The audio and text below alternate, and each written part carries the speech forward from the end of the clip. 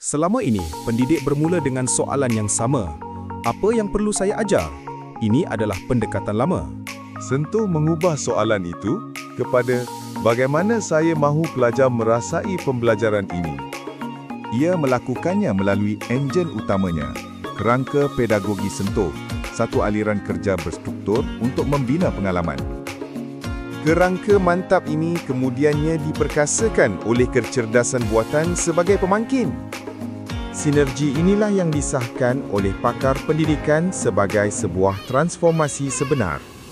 Projek Sentuh ni memang dapat bagi kita guideline dengan lebih menyeluruh dan dengan step by step untuk kita merancang lesson plan yang lebih berkonsepkan kepada PAP 21. Tidak ada alasan lagi untuk tidak menghasilkan PDP selepas ini ataupun lesson plan selepas ini dengan menepati kita punya constructive alignment.